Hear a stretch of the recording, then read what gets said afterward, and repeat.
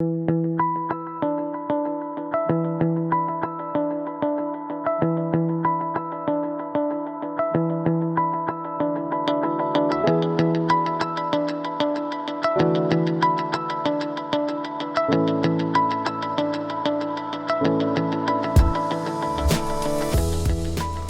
to Rome, the Eternal City. From the Sistine Chapel to the Pantheon to the Spanish Steps, Rome houses more must-see sights than anywhere else in the world.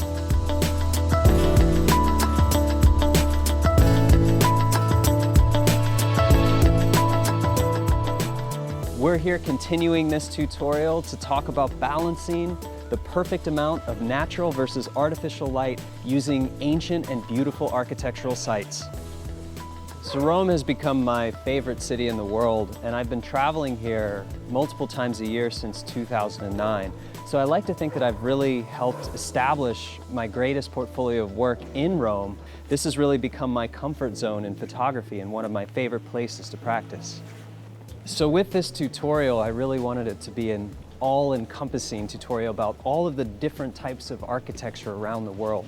So I picked Cinque Terre because it's a great blend between the natural landscape and the beautiful cliffs, coastline, and also the villages that are mixed throughout. Rome's a little bit different because while it's an urban environment, it's also ancient architecture. It's completely different than the modern architecture we're going to see in Singapore and Hong Kong.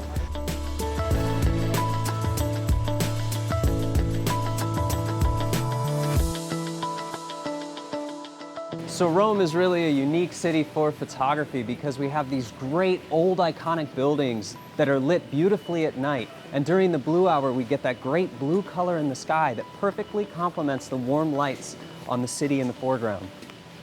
So specifically here in Rome, we're going to focus on a few core techniques like getting starbursts on light and how perspective changes around shooting in bridges. We're really going to focus on the blue hour, sunrise and sunset, and then we're going to use some time blending techniques to blend sunrise and sunset with blue hour and night photography. Now Rome is very beautiful, but it does have its unique challenges. So we're going to have to do a lot of subtle things in post-processing to really get the best out of our shots. Now with Rome and with that complexity, we're going to have to step things up a little bit and use a few more advanced techniques that we haven't used before.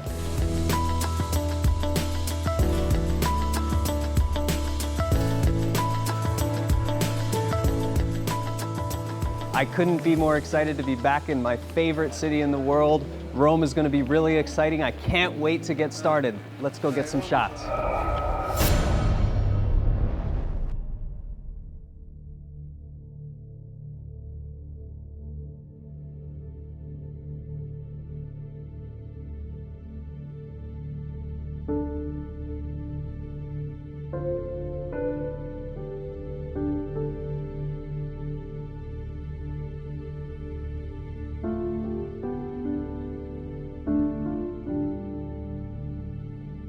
So it's another beautiful day in Rome, beautiful morning I should say. We got up at about 5:30 to leave at 6 o'clock so we could get to the Forum overlook here bright and early and ready to capture the blue hour.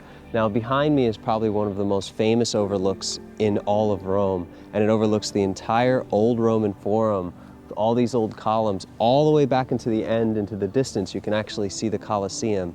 And we're lucky enough that the Romans basically leave the lights on all night. So all of the lights that you see come on for the monuments at night will also be on in the morning, and they turn off just before the sun comes up. So you have the ability to capture both PM blue hours and really nice AM blue hours if you get up early enough.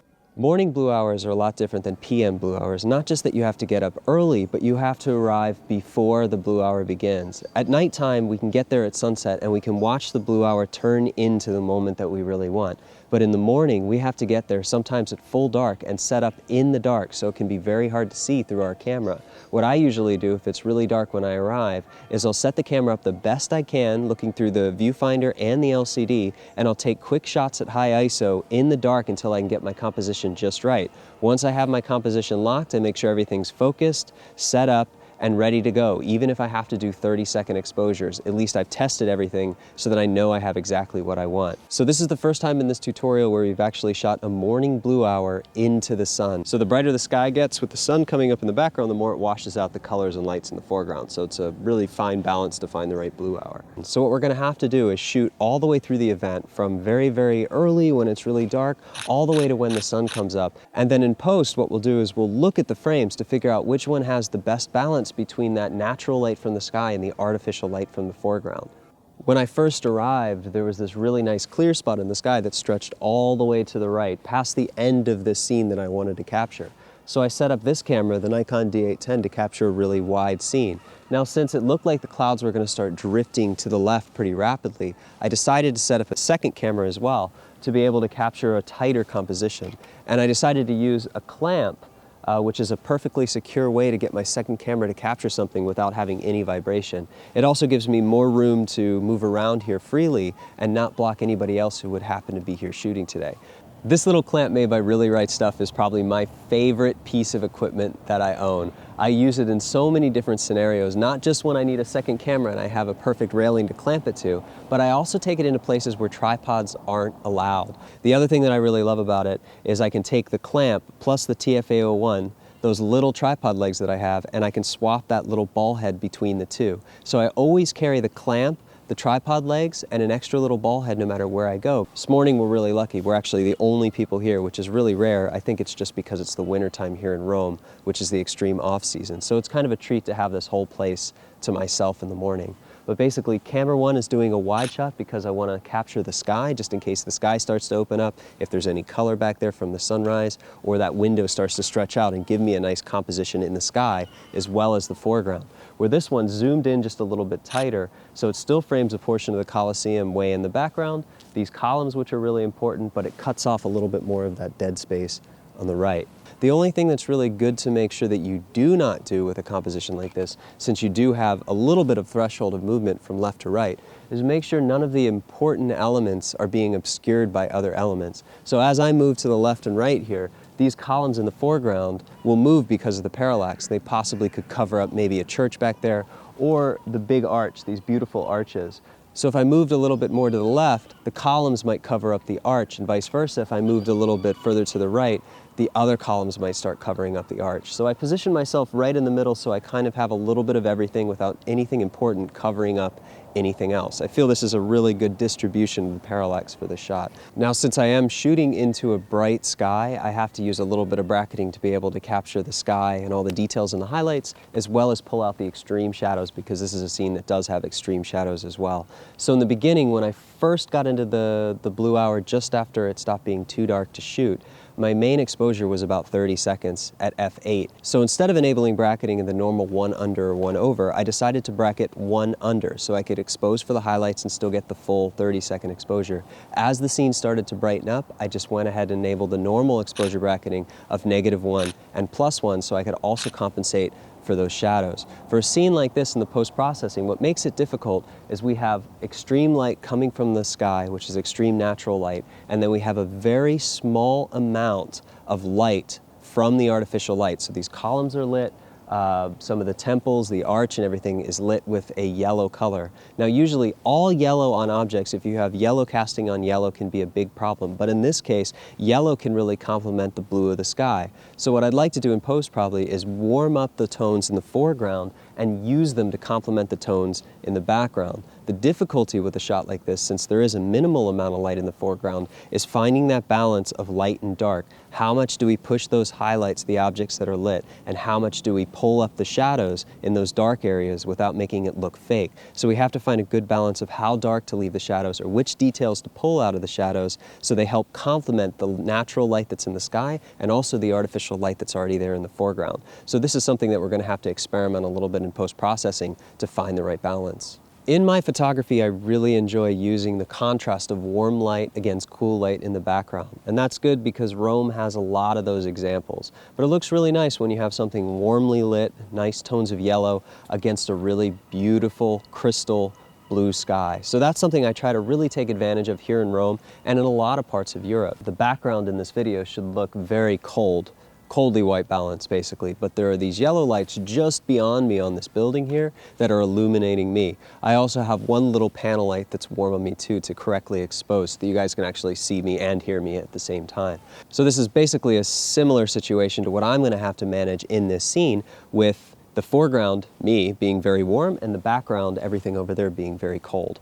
Just a quick note about the camera settings. They're both set to f8, and their lowest ISO settings for the D810, that's 64, for the Fuji X-T1, that's 200. That has not changed throughout the entire shooting sequence. So arriving here this morning, the clouds had a lot more potential than they do now, so I left my camera in a static position so I could do my signature blending style, and I was hoping that I was able to capture the blue hour and then the sunrise, and I was hoping that that sunrise turned into some really beautiful colors, and then in Photoshop I could take those beautiful colors of the sky and blend them into the blue hour scene to create something really, really good. But it changed a little bit. These clouds rolled in, they're obscuring the sun and all the colors that I might have, but as a consequence, a positive consequence, they're also really dark, dramatic clouds. So I think what I'm going to do in post instead is take the best version of the blue hour shot and just make it overly dramatic. So pull a lot of texture in the sky, a lot of details in the foreground, and really make this a cool blue hour shot.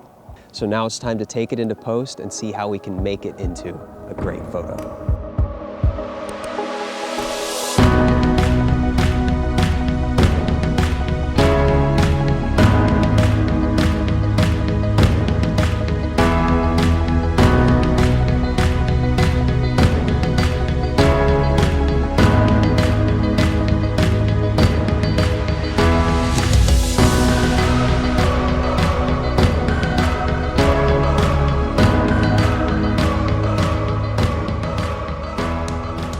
Well, we are back in the studio. We have left beautiful Vernazza, and now we're in Rome again, and we're going to be focusing on the first blue hour shot of the Imperial Forum, which is a beautiful vantage point in Rome where you get to see all of the old columns and structures all the way back to the Colosseum. So thinking back to the in-camera portion of this lesson, I was talking about arriving very early. So this is an AM blue hour, which means you have to get and arrive, set up at full dark, shoot through full dark all the way through the sunrise.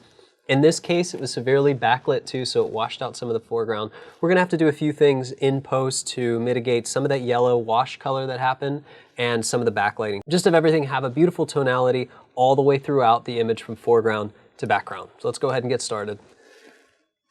Again, we are in Capture One. Something to point out about this file, remember I shot this two different ways. With the Fuji X-T1, I did a slightly cropped version. With the D810, I did a wider version. Since the sky never really turned into something too great, I decided to work in the Fuji X-T1, which is slightly zoomed in, so I get more focus on these elements here. So you can see the Colosseum on the right, you can see these towers, and you can see this beautiful arch and everything here.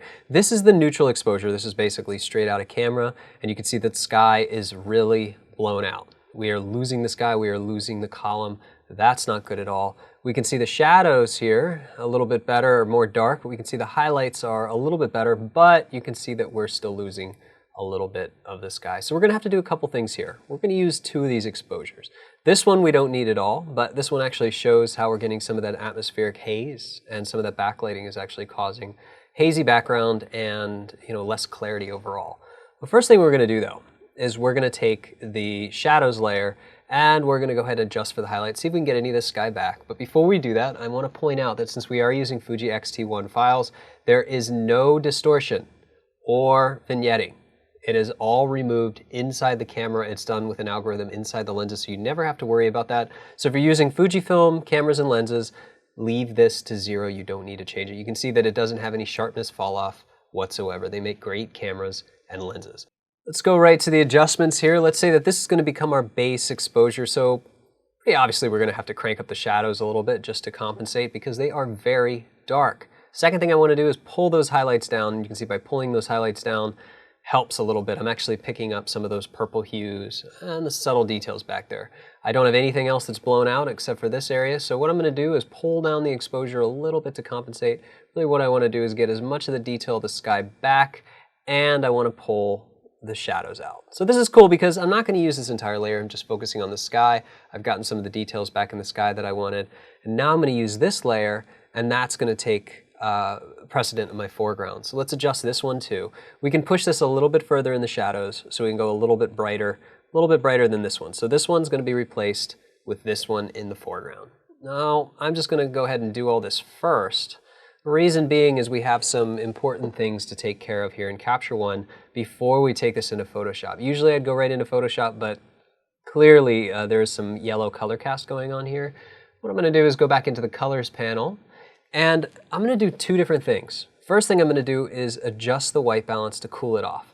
If I cool the Kelvin temperature down a little bit, you can see that I'm actually going to get some of those blues back, and it's going to help add blue to the background and also fix some of the clarity of the yellows. But by doing that, I may have to adjust the tint just a little bit. Right now to the left, it's going to make it green. To the right, it's going to add a little bit of magenta. So I'm just going to go ahead and pull the magenta in just a little bit, just so that I can mitigate some of the yellow and cause some separation. A little bit further, I want to go down here. Now, I've never used this so far before, but what I can actually do is adjust the saturation in different levels here. And this is really nice. So in this scene, for example, I can actually take this and expand it so that inside the yellows and the oranges here, think of this as what we've been doing with hue saturation, but I can grab this whole area and you can see that I can start to change things like the lightness. And it'll actually bring the lightness up overall, and I can actually take the saturation down a little bit. Not too much, but what I can do is start to pull a little bit of it out. It's to make it a little bit less intense and yellow. And some fine tuning here is all it's going to take to bring this back to something that has a little bit more normality. So what I like to do here is I'm just going to say 4500. I'm going to make this easy for myself, and negative 3.5. So I'm not going to copy these values by right-clicking and copying, but since I know what they are, it's 4500 negative 3.5, I can actually just go ahead and paste them in here. So there we go. Second thing that I want to do is just go ahead and see what I did with my yellows here. It wasn't that much, but it was actually about negative 6 and 3.2, so I'm just going to go ahead and change that. This doesn't have to be perfect, but I want it to be similar to what I did before. So we'll just go ahead and do something like that. Actually, it was lightness there, so then we'll pull the saturation down just a hair. Just a little tiny bit. That looks good. It's hard because we have a darker and a lighter version. It's hard to tell if they're exactly the same. Now it's time to bring this into Photoshop. I'm going to go ahead and export the first adjusted base. Here we go. I'm actually going to bring this into a layer that I already have with my original raw. So now I'm going to put this in as the adjusted raw. Let's go back into Capture One, clear that notification, and go back to this next layer. Now I want to go ahead and make one final adjustment here to the highlights, and we'll pull the shadows up even more there. I may even want to adjust the shadows here just to pull them up. I want to make sure that I get all those shadows back, and we'll go ahead and bring this one in as well. There we go. Bring this one in on top. So this is going to be adjusted raw. And something happened, my copy didn't work, so I'm just going to actually go. If this happens, if you do the hotkeys Command-C, Command-A, Command-W, and for some reason it didn't copy it to the clipboard, you can actually open the most recent file again and try it again. So select all, copy, close, and paste. So that works really well. So now we have the adjusted raw. We're going to call this raw highlights. And we'll call this one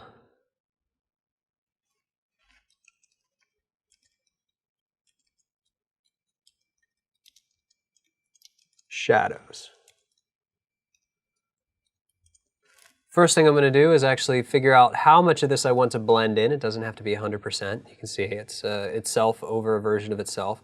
So let's say I want that to be about 75%. 76% will work. Go ahead and add a mask, and I'm basically just going to draw a gradient. It's going to blend basically from here to about here. And I'm going to do a little bit better than that. I'm going to do a softer gradient, so you can see that now I get a little bit more in the foreground. What I might also want to do is take this down just a hair more, and I'm probably going to adjust this gradient. Now I can do that by delinking or unlinking the gradient, selecting the gradient, and doing a transform with Command-T, and you can see here I can actually adjust the way that my gradient works. Just like that. I'll hit Enter, I'll relink this, and now you can see that I have more of an even distribution of light to dark. Again, I can change this until I like the way that it looks. So right now we have the original raw, which definitely needed a little bit of work, and now we have the adjusted raw. And now just by seeing that, I'll bring it back down to 75%. Here's another reason that I picked the base raw. I want to point out one more thing before we keep working in Photoshop. Back here in Capture One, the exposure time here, 15 seconds. The exposure time here, 30 seconds. Yes, it washes out the sky, but look at what it does to the texture. 15 seconds, these clouds are moving really fast, and it makes them soft. I like the detail. See all that nice blue, all those edges, all the varying shades? I wanted to keep that. That's why I use that as the base layer for the sky. Let's go back into Photoshop. Let's take a look at this. And so far, that's pretty good. So right now, everything's our base blend. But let's really examine this and let's see what's different. What's so different about this one that we haven't addressed before? Well, unfortunately, we were there in the wintertime, and this is what I like to call Roman maintenance. Roman maintenance basically means that they'll leave equipment there for weeks at a time and never do anything with it. That's basically the entire winter. The whole time for the 2 weeks I was in Rome, I wanted to get a shot of this clean without this thing there, but it never went away. So what do you think? Does that look like an old part of the Imperial Forum? Does that fit in at all? No, absolutely not. In fact, it takes away. So what can we do to get rid of it? Well, this is kind of a big issue because it covers up so much detail in the scene, I'm not really sure if I'm going to be able to paint it out. But for this demonstration, I'm going to do my best to try. Create a new layer. And just for laughs, let's see what the content aware does. Please, please, please. Oh, epic fail. That is so bad. Content aware fail strikes again. So we can't get rid of this. Obviously, it has no idea what to do. There's no way to really get rid of this. So what I'm going to do is use the clone stamp, and believe it or not, I'm actually going to go in and systematically remove this from existence. Now, how am I going to do that? Well, let's take a look at some of the detail. Follow the center of my cursor. We have this fence. Jagged, jagged, jagged, changes all the way down. And we have this fence, so we have detail. Problem is it wraps around the back. This fence wraps around the back, but we have a bunch of grass here. And we have a bunch of pavement. Most of this is just detail that doesn't matter. For example, if I start changing this, like I'm going to continue to clone down this fence for a little while, up until about this point it should match up perfectly. People won't notice the difference. So let's see. If I pick something like 20% flow, and I select the top of the fence, maybe the top of the fence right around here. Bring this over to the top of the fence and I just start painting. I can start to just paint in this fence. Now it's not going to be perfect.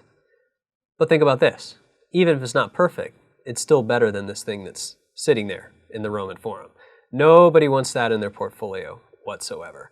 So really I can start to paint, paint, paint. And I'm going to get rid of this sign. Actually, while I'm at it, just to make my life easier, I'm going to get rid of this sign right here. Let's paint that fence in. Nobody's going to see little mistakes. They're actually going to notice things that shouldn't be there before they'd notice blemishes. I mean, if you really think about it, all this could be a blemish. There's just junk everywhere. It's an old forum. It's getting dug up. There's all sorts of weird details. So we have a lot of liberty to go in and say, you know what? I think I can add the bottom of the fence and some more rocks in. And I'll just keep doing that. And I'm basically just going to follow this line here.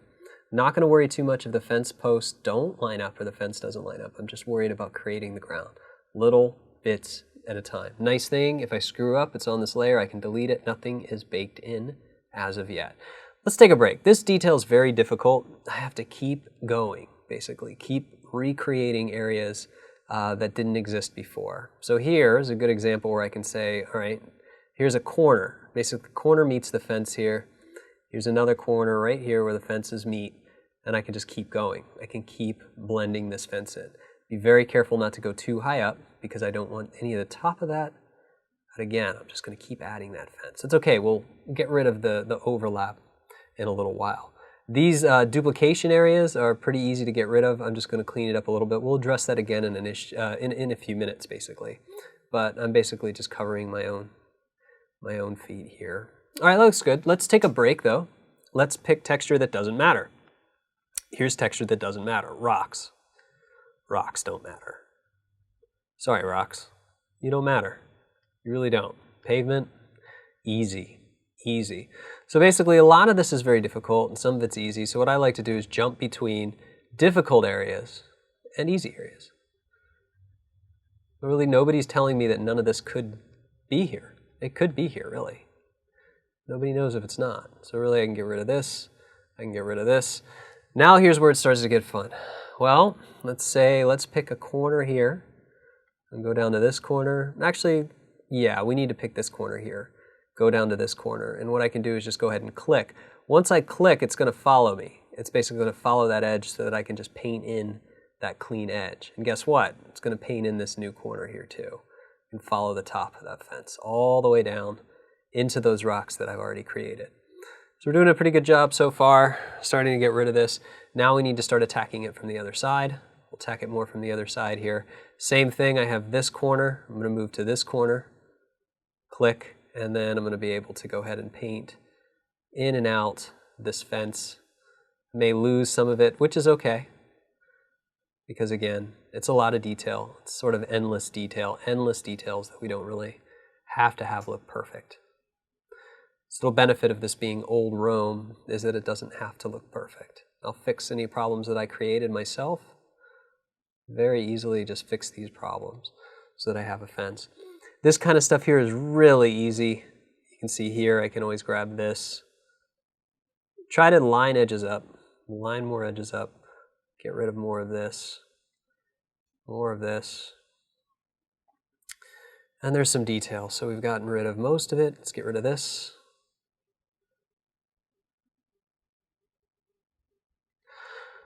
Now, here's where it gets really fun. Now I'm going to go ahead and start painting in some of this grass. This grass is basically just this green area, so I'm just going to do my best to paint certain things out. I'm going to keep option clicking, and I'm going to bring this in. I'm just going to keep adding more and more green. Don't worry about little areas that look duplicated or you have clone problems where you have duplication. After we go in and lay all the base down, then we can go clean it up. So it's basically broad strokes. Just think about this as a base layer of paint. It's just you're painting by using portions of things that already exist. Most people hate to do this too. I kind of like it for some reason. So there we go. So we have the grass. Now this might be a good excuse to go ahead and see, how far we've come. Because right now there are some mistakes, but let's see what it looked like before. I mean, that's crazy. We've almost gotten rid of it and we just have a little bit more to go. So I've already gone from obnoxious piece of equipment to less of that obnoxious piece of equipment. But let's take it the rest of the way. Here's where it's going to get a little bit interesting because this area here has to be completely recreated from scratch. Not from scratch, but basically what we're going to have to do is go ahead and firm up our what we've done so far. And I'm using a light hand on my brush so that I can recreate parts or portions of different pieces of detail. So obviously if nobody knew it was there in the first place, they'll never know if you removed it or added something else. In this case, we're going to take advantage of this being so far away and such minor detail. Nobody's going to look down here. Nobody at all. Nobody's going to look down here. They're all going to look up here. So we have the look away to our advantage. But what we have to do is just figure out what we're going to do. And what I'm going to do is I'm going to terminate this fence. So I'm going to keep it going, and then I'm going to terminate it right about, let me get past this thing a little bit. What I'm going to do is just terminate the fence. So it stops here. And the rest of it is just going to be grass on top, which I've already created. And now what I'm going to do is continue that grass till about here. So it's going to look like it's the edge of the grass. Now here's where it's going to get fun. I'm going to go ahead and edge that fence as well. So it's just going to be almost like that fence disappears, where it doesn't actually wrap around. I'm going to change my brush, give a harder edge brush, and I'm just going to start to create that edge of the fence. And these rocks here are going to lead right into it, right into that detail. I may actually add some of this light texture of these rocks back into the pavement and some of the dark texture from up here into the pavement, just to basically bring it home and add a fade. So basically it looks like what I've done is cut this fence off, and now what I'm going to do is follow the same line around here. These rocks I'm going to follow here, and I'm going to use the pavement to my advantage. Get rid of all this, and I'm going to terminate this fence right around here. Easy. Well, maybe not easy, but not as difficult as you might think. So we're just going to go ahead and create our own edges, almost like this never existed here. So like that fence leads into that fence, and that's about it. Pretty easy. Same thing here. If I want to stop this fence, I can stop it by doing this, pulling this, and we can just kind of get rid of it. Like that fence just leads into the next one. Pull this back down here. Very light opacity just to kind of blend this our own way. Now the other thing we might want to do is soften this transition of grass, just so it looks like it's softening into the hill just a little bit. Just like that. Very, very simple. Maybe continue this out just a little bit. Just add some more detail. There we go. Take a little away from here. Now in the grass here you see these lines, these little lines. What we actually have to do is just go in and just correct them. What I'll do is just grab pieces that people haven't really seen and little bits of detail here and there just to make it look varied. What you don't want is repeating patterns.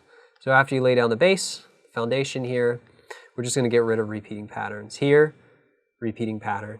Let's get rid of that. Here, repeating pattern. Repeating patterns. And other than that, it wasn't that bad actually. So let's zoom it out a little bit. Let's say, first thing that we had Roman maintenance, and now what we've done is we've removed it. That's actually quite a big before and after. And again, it's not correct, it's not prospectively correct, but it's close. And as long as it's close, nobody's ever going to know. They're going to know if this is there, they're not going to know if that's wrong. So we'll go ahead and save this result and move on to the next step. I'm going to name this layer here Roman maintenance fail. And we're going to go ahead and make this a blend again. I'm just going to take it to a folder. Call it blend. Do that hotkey, Shift Option Command E to make a new layer. I've been focusing a little bit on Nik color effects, so now I'm going to shift the attention away from Nik color effects a little bit to talk about On1 software. Again, On1 is another software that you're able to download and use. It's very similar to Nik in that it has a lot of effects, but you apply them in a different way. Again, there may be a discount code here in the PDF that we offer if you want to. If you want to download it, try it out. If you like it, feel free to buy it and support them. They're a great company, and they have a lot of tutorials on their website that'll teach you how to use all of the effects. But I just want to jump a little bit out and actually do something different. So before we went filter and we did Nik and all the other things, this time we're actually going to go to automate and we're going to pick Perfect Effects 9 Suite. When I do that, it's going to take this layer out and bring it into its own software. I'm actually running a trial right now as well, so I'm going to click on Continue Trial. They give you 30 days for free. On the left here, you're going to see tons of presets. We're not really going to be looking at those right now. Maybe in a maybe in a future chapter, but not right now. Basically, what we're going to be looking at is right now we have layer 1. Here on the right is where we have layers. It's very similar to the way Photoshop works and functions. So with an MD layer, we can actually put a filter. And that's actually very powerful. So we're going to do a couple different things. First thing we're going to use is what's called a color enhancer. So right now what's really cool is I can add a color enhancer here, and you can see that on top of there I have a color enhancer layer and I can toggle it on and off. And later I'm going to be able to mask it. But basically I don't want any of the auto color on there. I actually just want this set to default. So I'm going to take auto off, and you can see that now when I took auto off, it's not going to pick its own custom color. It's going to let me do the same thing. So here's where I can actually set the hue, saturation, and the purity. Purity of highlights and shadow is something in here that's very cool. So by setting the purity, watch what happens when I set the purity of the highlights. You can see it starts to pull some of those saturation values out of the highlights, which is really nice. I actually want to do that. I want to pull a little bit of the saturation out of the highlights, and in the shadows you can see I can do the same thing. I can start to get rid, and you can see it happening right here, I can start to get rid of some of that color cast that's happening in the shadows. So right off the bat, that's a very powerful thing. I can also change different things here like the tint and the vibrance, so you can see I can change the warmth here overall if I want to, or the coolness. However I want to do this, I may want to add a little bit more coolness to it. And here's where I can add some more vibrance overall, and color and tint and different things like that. So this works really well. It gives you a global way to change hue, saturation, brightness, color, temperature, tint, and some other things like that. It's a little bit different than the Pro Contrast, but it's still really nice. If we didn't do all of our color correction inside of Capture One, this is a really good one to start. Here's what's cool though, is we have one color effects layer on. It's very subtle, but it got rid of some of those problems. Might want to pull the purity up a little bit more. I can add a new one. And with the new one, I can add a new filter, and in this time, I'm going to use Tone Enhancer. The Tone Enhancer is really fun. By default, not so much. We're going to turn Auto off because it tries to do something cool for us. We're going to make sure that nothing happens, but here is where we can actually start to add tonal contrast. So we have the same thing here. We have the overall contrast, brightness, shadows, and you can see as I start to turn the shadows up, it's going to add a little bit of tonal contrast here. This works kind of like Pro Contrast in that it adds a little bit of brightness and pop in the shadows, but then you can see in the highlights too, I can do the same thing, so it's a recovery. Here's where I can start to adjust and add contrast in the blacks and in the whites. So this is pretty cool. So if I start to add contrast in the blacks and the whites, I can mitigate it a little bit by adding shadows here, and you can see that before and after, I end up with a little bit more tonal contrast. Now this pulls all those edges in, this pulls a lot of the detail back in. And where I can also go is I can actually add detail. So watch what happens when I add detail. It adds a little bit of ridiculous detail. So if you're going to use detail and clarity, it's 1, 2, 3%. It's really basic. But what I'm trying to do here is add some more contrast just in the blacks and actually pull shadows and add a little bit of contrast. That's all I'm trying to do. I'm going to add one more right now. And I'm going to add something called dynamic contrast. So we'll go up to dynamic contrast. Dynamic contrast works just like dynamic or tonal contrast does in Nik, to where it adds really great contrast. But I don't want it everywhere. But you can see also right now, it gives me a pretty intense result. I definitely don't want the result to be that intense, but it basically works on small, medium, and large texture. So as I start to pick small, medium, and large, think of little details. If you want to pop little details, you can do that here, and it's going to be small texture, overall sharpness. Or if you want medium texture would be something like the sky. You can see that the sky pops into life just like that. But what if I don't want it to be on the entire scene? Well, I can actually go ahead and paint and mask different things. So you can see I can mask out or I can mask in. Now these hotkeys work very similar to the way they do in Photoshop. If I use the bracket keys, I'll turn this up. And you can see I have a feather and I also have opacity. And I can change all those things. So what I can do right now with a subtractive mask is I can actually go ahead and paint in and I can remove the areas that I don't want this contrast to happen. So let's say I just want it in the sky, or I just want it in that area. You can see that I'm actually masking this out. So it's very easy and very quick to go ahead and mask out the effects where you don't want them. And again, you can change the brush size. You can also change the feather of the brush up there on the top. Right now it's a 50% feather. That's indicated by the dotted line. So right now I just want some extra kick to the sky. We'll just go ahead and get some extra kick to the sky here. Paint out what I don't want. And now you can see I have dynamic contrast just to the sky. So now that it's just to the sky, I can add even more. I'll add some large detail up there, some more medium detail, and I can pop that detail right back in the sky. So let's go ahead and apply it. Take a look at a result now. We have perfect effects. So we have a pretty cool result. It's a little bit different than Nik, but a lot of people prefer it, and it was able to mitigate a lot of that bad color that I had. So I really like the result. Again, this is a redundant layer. I will get rid of it. Now let's talk a little bit about the sky in particular. Take a look at this noise.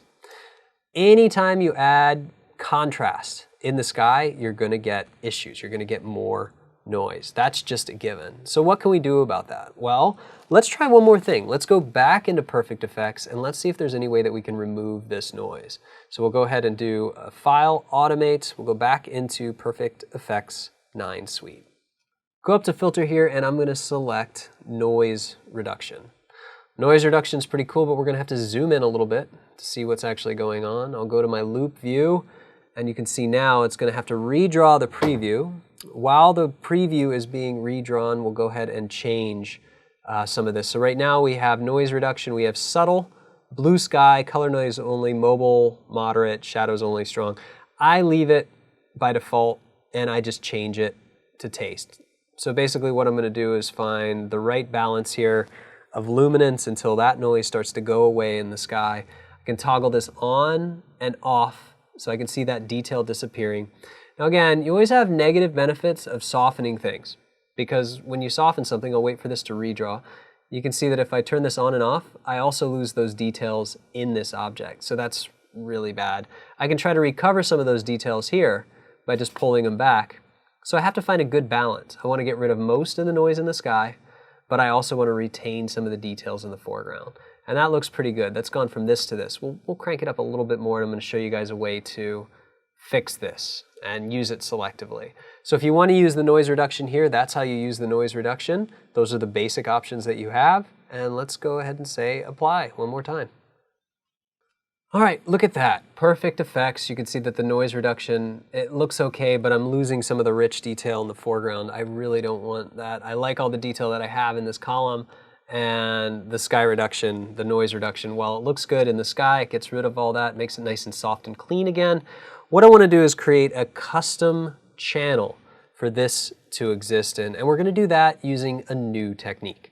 Truth be told, this noise reduction layer from Perfect Effects is causing a lot of problems in the foreground, so we essentially have to mask it in so it just affects the sky. So that's going to be a little tricky. What we're actually going to do is create a channel mask for it.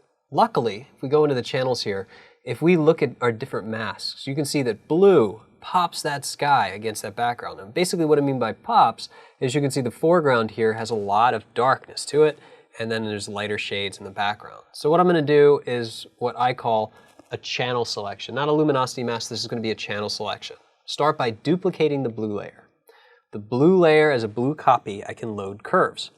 With curves loaded, I can go ahead and start clamping the levels. So if I pull this over here, I'm going to start clamping those whites, you can see. If I pull this over here, you can see that I can start clamping those blacks. It's pretty cool, actually. Now I can make this high key image, which works pretty well. Now what I'm going to do, this is really interesting actually, is I'm going to go ahead and clamp this. I can't apply this as a mask because it's basically destroy it. But I'm going to go ahead with the brush tool here, painting white. Now I'm just going to get rid of some of this extra white here, some of the extra white here, or actually just get more white in this image. And here's where I'm going to do something really sneaky. This is worthless by itself, but if I just use the magic wand, regular magic wand tool, and I click in here, you can see that it's going to create a selection. And it's going to create a selection right around those edges. And it doesn't have to be perfect, it just has to be close. So with that enabled, I'll go ahead and go back here, and you can see that I have a nice selection of the edges. If I really wanted to, I can go in and mask these, and I can do that by myself. But under layers, I can go ahead and apply this Perfect Effects mask just to that selection. So you can see now that's masked in, and what I get is basically a soft sky with all of my details intact. At this point, it's going to be up to you if you go in and basically lasso in these other areas here. So if you really, really want to, I'm not going to spend the time to do every single one, but if this was my image for my portfolio, especially if it was going to go to print, I may go ahead and knock these out too. So you can see I can go ahead and soften those edges, soften all that kind of stuff too, in between all of the columns. But for the most part, everything works, everything's good. May have lost a little bit of detail here and there, but for the most part, we have now a soft sky. So we're going to say, we'll call it, even though it's less than perfect, we'll call it Perfect Noise Reduction. And we have Perfect Effects. So now we have our effects on top and our noise reduction underneath. Next thing I want to do is take that Perfect Effects layer, duplicate it, and select a high pass filter. Remember, this is the XT1. The XT1 is 16 megapixels, the Nikon D810 is 36. If 36 means that 3 pixels is pretty good, 3 to 5, then you want to try to work somewhere around 2, I'd say 1 to 3 for 16 megapixel. That's pretty good for screen. 2 is going to be a really nice intense effect. So I can say okay for that. Set this to overlay. Well, the nice thing is with this set to overlay, I get my chiseled edges, but nothing's going to apply to the sky because I have the sky on top as its own soft layer. So I've created my own sort of masking for this layer just because now the sky sits right on top. So that's actually a pretty cool thing. Let's take a look at everything overall. It looks pretty good. Let's actually do a few more things here. I may actually want to add some curves. Actually, what I'm going to do is go back to the channels. Let's create a luminosity mask for the shadows. And with a luminosity mask selected, or just crawling ants on your screen, you can always invert that with Command-Shift-I. So now I'm selecting the shadows, highlights. It doesn't really matter though, because when I create a curves layer, for example, I can just say curves here. It's going to create the mask that's selected, and at any point I can just Command-I and turn it into a shadow mask. So essentially what this is going to do is it's going to protect the highlights, but it's going to allow me to adjust the shadows. Well, based on what we just did, remember in the channels how we just clamped something? We can clamp this too. So right now it's going to affect the sky. I don't want it to affect the sky. What happens if I clamp this down a little bit? Well, I can protect even more of the shadows. So I can basically just clamp this out a little bit, overprotect the shadows, overprotect the highlights. And now when I do this adjustment, when I change this, you can see that it's only going to bring the shadows up, which is pretty awesome. So what I'm going to do is bring this up just a little bit here, and we're going to pull it down just a hair, and we're going to create a little bit more interest, a little bit more gamma here in the foreground. And again, that's going to be fun because I can adjust this just with this really simple curve and create a little bit more contrast. Next step, next thing that I want to do is just mitigate some of these color problems. Here's where it gets really fun for me. Let's take a look at these columns closely. These are partial marble, partial limestone. Most of this is limestone. What happens with limestone? Limestone in Europe is lit by tungsten or yellow light. It already decays, starts to turn yellow over time with grunge. So yellow on yellow means it's a yellow mess. So what I'm going to do is start to mitigate some of this yellow with a hue saturation layer. Go up to hue saturation, select the yellows. That looks pretty good. Select more of the yellows. Let's get some of the greens in there too. I'm going to change the lightness a little bit and pull the saturation down.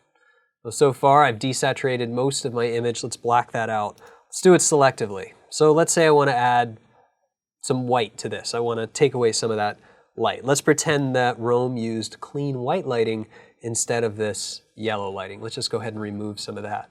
Well, this is going to separate it from the background. I'll actually close this, zoom out, so we can see this effect overall when I start to remove some of the yellows. Now, this will clean this object. That's one thing that it'll do.